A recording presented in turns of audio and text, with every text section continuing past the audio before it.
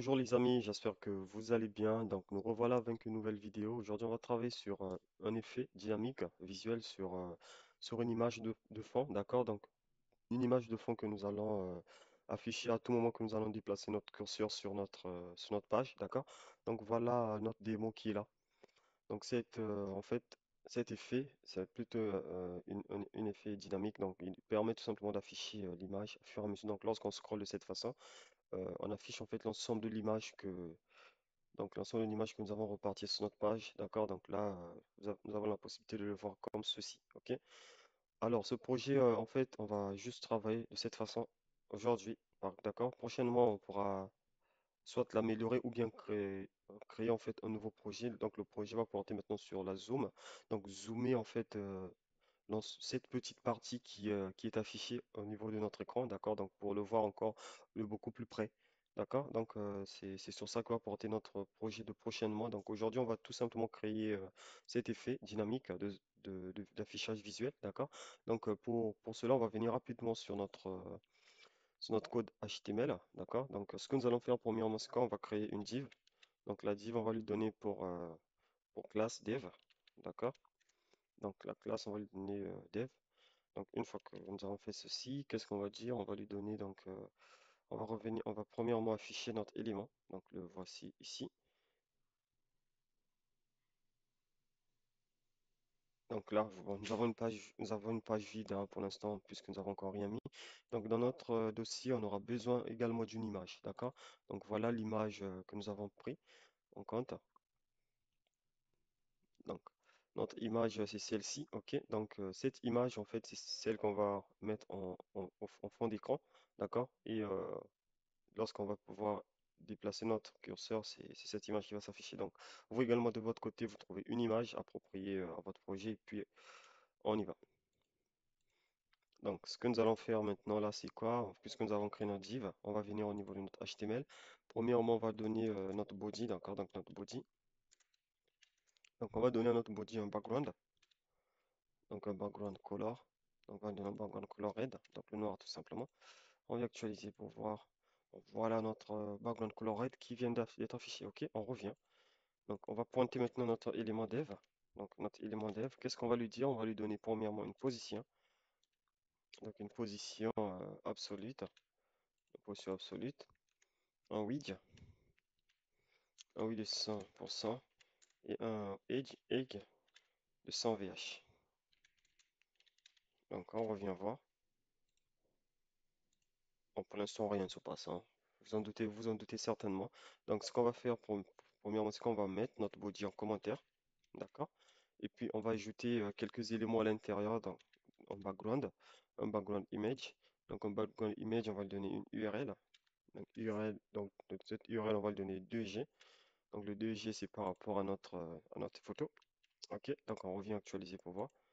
Donc, voilà notre photo, voilà notre image qui est là, qui a été repartie sur plusieurs formes. Donc, là, on voit que l'image est entièrement prise sur notre page, mais elle a été répétée. Donc, on va annuler cette répétition.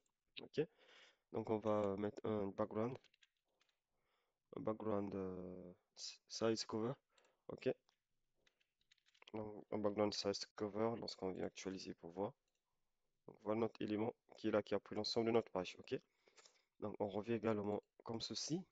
On va lui donner un clip path. Donc, un clip path. Dans le clip path, on va lui donner un cercle. D'accord? Cercle. Un cercle. Dans le cercle, on va lui donner un 200 px. Donc, on revient 200 px, on revient voir ce que ça donne. On actualise. Où est-ce que ça donne? Donc, lui, il a pris ce côté-là. Donc, les 200 px sont là. OK, on revient encore une seconde fois.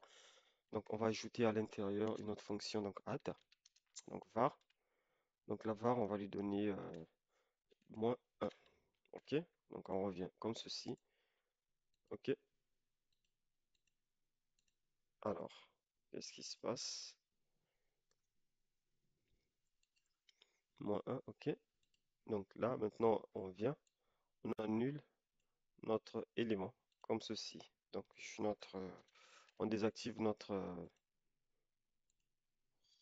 donc là, qu'est-ce qu'on voit? en fait, on a comme l'impression que notre élément ne marche pas. OK? Donc, on revient ici encore, on va rajouter une nouvelle var. Donc, la nouvelle var qu'on va rajouter, on va lui donner un 2. Alors, donc là, lorsqu'on revient actualiser, qu'est-ce qu'on a?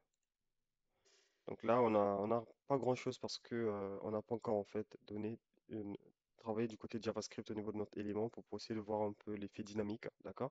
Donc on revient ici. Ce qu'on va faire maintenant, c'est qu'on va travailler du côté de JavaScript. Donc du côté de JavaScript, ce que nous allons faire, c'est quoi? Nous allons créer une nouvelle fonction, donc un let deb, d'accord? Donc le let deb, on va lui donner donc document.element. Donc on va créer un nouveau élément, d'accord? Donc document element. Donc on va créer un nouveau élément. OK. Donc cet nouvel élément qu'on va payer dev, on va lui donner comme donc advent listener. Donc pour fonction, il aura mouse move, mouse move. OK. Donc mouse move et puis on lui donne comme élément. Donc on met une fonction fléchée et à l'intérieur, qu'est-ce qu'on va faire? Bon, pour l'instant, on va utiliser tout d'abord un console log. Donc la console log qu'on va utiliser, donc console log on va utiliser le E tout court. Donc on revient ici pour voir, on actualise, donc on voit un peu notre élément qui est là. Ok, donc vous voyez très bien que lorsque nous sommes en train de tourner notre élément, donc il y a des éléments qui s'ajoutent comme ceci. Ok, donc on vient à ce niveau, on va voir ce qui nous intéresse nous. Donc ici, qu'est-ce qui nous intéresse nous? Ce qui nous intéresse nous, c'est ceci. Ok, alors où est-ce qu'il est? Ici, donc ce qui nous intéresse nous, c'est ceci, les deux. Les deux qui nous intéressent. Ok, donc on vient ici, on va enlever tout ça. Donc on va donner notre deb point style. Donc point style point set property. Ok. Alors à l'intérieur on lui donne quoi? À l'intérieur on lui donne un moins. Donc moins un. On lui rajoute également e point. Donc le client x qu'on avait vu. Ok. Plus. On lui rajoute maintenant les px. Ok. Px. Tout court. Donc on revient à cet instant, donc on duplique tout simplement. Donc lorsqu'on actualise pour voir qu'est-ce qu'on a. Alors on sauvegarde, on enlève d'abord ceci. Alors lorsqu'on actualise pour l'instant, on voit rien. Pourquoi? Parce qu'on se dit qu'il y a une erreur à ce niveau. Donc on vient ici, on change, on met un Y également. Et là, on met le 2. OK? Donc lorsqu'on actualise, on vient voir ici qu'est-ce que ça donne. Donc là, on voit ce qui se passe. Là, on voit ce qui se passe. Donc, notre élément, il a été bien modifié. Donc, regardez comment est-ce qu'il se trimballe. OK. Donc, je vais maintenant vous montrer quelque chose. Bon. Donc, à ce niveau. Donc là, à ce niveau où nous avons mis var 1 et var 2. Donc, on va enlever ce var. On va sauvegarder pour venir voir ce que ça donne. Alors, donc, vous voyez, la première var qu'on a mis, en fait, il nous permet d'aller de façon verticale. D'accord? Donc, là, tout simplement. Maintenant, lorsqu'on revient, on restaure la seconde var qu'on a enlevée. Donc, lorsqu'on restaure la seconde var, donc là, maintenant, il nous donne la possibilité d'aller dans tous les sens, d'accord, par rapport à nos données que nous avons. OK? Donc là, on revient à ce niveau. Donc là, on voit bien que notre code, il a été bien optimisé. OK? Alors, donc comme je vous ai dit au tout début, le projet que nous travaillons sur aujourd'hui, c'est celui-là, d'accord? Donc le but en fait, c'était juste de créer un effet dynamique d'affichage d'images, d'accord? Donc de façon un peu simple.